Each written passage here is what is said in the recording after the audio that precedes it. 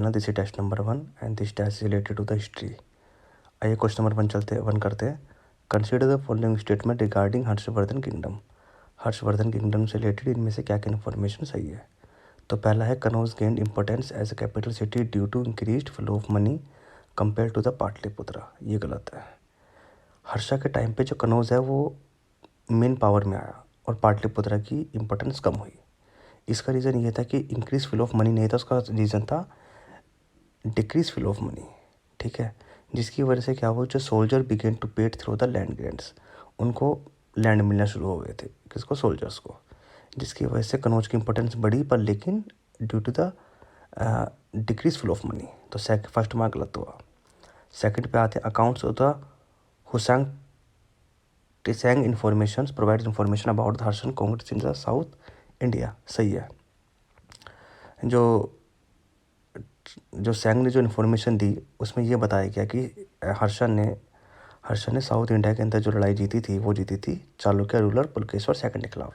ये अच्छी इंपॉर्टेंट है। The most important military campaign of Harsha was against western Chalukyas ruler Pulakeshin second. तो सेकंड हमारा सही है। थर्ड पार्ट पढ़ते हैं इसके अंदर। In the latter part of his life Harsha convert to Hinayana Buddhism. गलत है। हीनियन कन्वर्ट हो महायान बोधिज्म। तो थर्ड हमारा गलत हो गया, फर्स्ट गलत हो गया, आंसर है सेकंड। इसका ऑप्शन है सेकंड बी। चलिए क्वेश्चन नंबर 2 पे चलते हैं। In Indian history the term अपाना, अपाना तो पता ही है आपको, शॉपकीपर्स कहते हैं। ठीक है, तो सेकंड का आंसर है बी।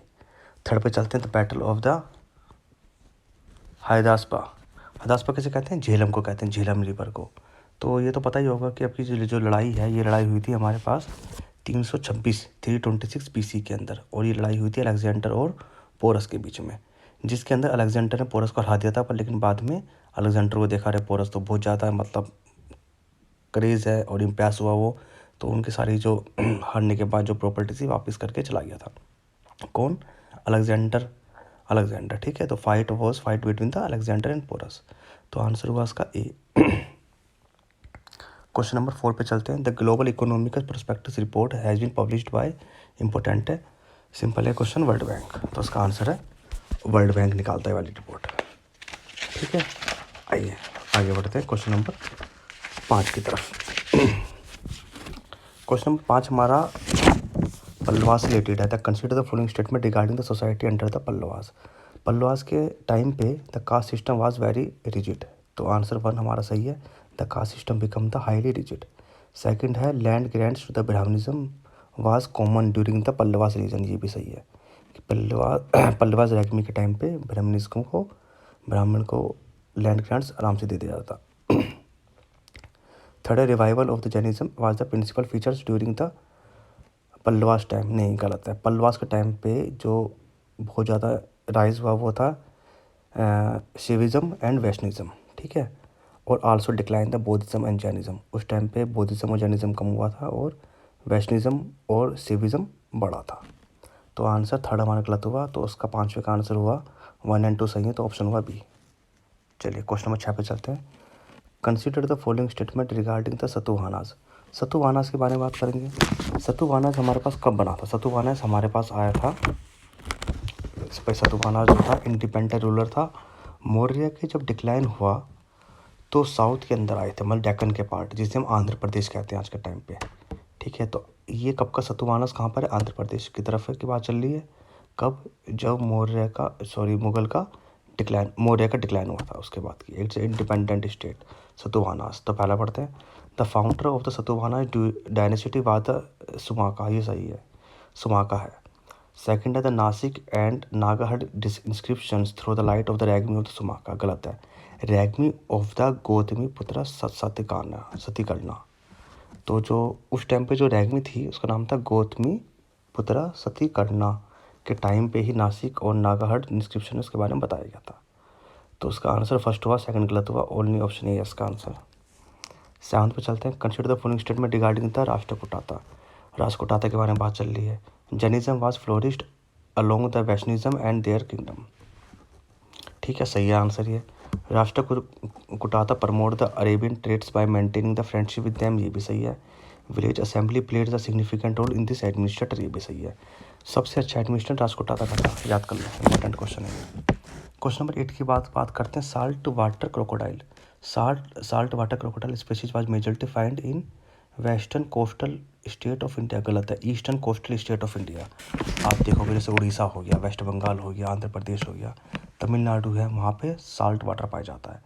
ज़्यादा पॉपुलेशन देखोगे तो हमारे इंडिया के अंदर हमारे पास कनिका वाइल्ड सेंचुरी है, भतरकनिका वाइल्ड सेंचुरी जो है उड़ीसा के अंदर, वहाँ मिलती है। सुंदरबन में पाई जाती हैं, अंडमान निकोबार में पाए जाते हैं, और सबसे ज़्यादा ये पाए जाते हैं श्रीलंका के अंदर। ठीक है, चलो फर्स्ट हमारा गलत हो गया। सेकंड पे आते हैं। साल्ट वाल्ट crocodile has been in least concern under the IUCN red list, सही है। देखो ये जो है लिस्ट कंसर्न में आते हैं। लिस्ट कंसर्न का मतलब होता है कि अभी उनके ऊपर प्रॉब्लम आनी स्टार्ट नहीं है, मतलब they are surviving very comfortably.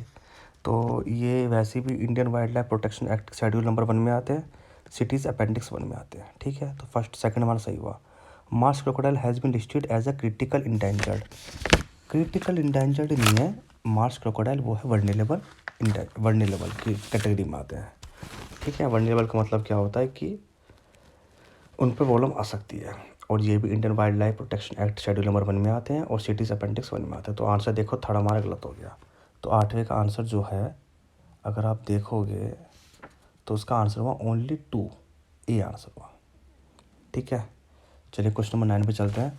Which of the following statement regarding the difference between the Sangam text and Rigveda. तो देखो ऋग्वेद में तो बहुत सारे रिलीजियस लिटरेचर है, पर लेकिन संगम टेक्स्ट में नहीं है, पहली बात। तो पहले पढ़ते हैं, Sangam literature does not constitute religion literature, सही है। Sangam literature is a short and long poems as composed by the numerous poets in the praises of the various heroes and heroine, ये भी सही है। तो फर्स्ट एंड सेकंड में आते हैं।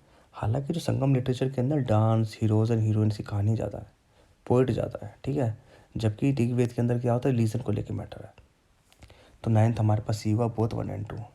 Which of the question number 10 में चलते हैं। Which of the following edicts mention the personal name of the Ashoka, Ashoka का किसके अंदर नाम मेंशन था, वो है मस्की।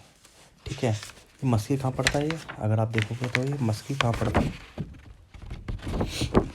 हेलो, हाँ जी। तो इसके अंदर जो ये स्टार्ट होता है, ये हमारे पास रायपुर डिस्ट्रिक्ट में पाया जाएगा, मिलेगा आप कर्नाटका के अंदर। कर्नाटका के अंदर रायपुर जो डिस्ट्रिक्ट होता है, वहाँ पे है मस्की। मस्की के अंदर जो एटिक्स पाए गए थे, उसमें अशोक का पहला नाम बताया गया था कि इनका नाम था अशोका। तो क्वेश्चन नंबर 10 मैंने आपको करा दिए, आगे पढ़ेंगे। Thank you for the watching.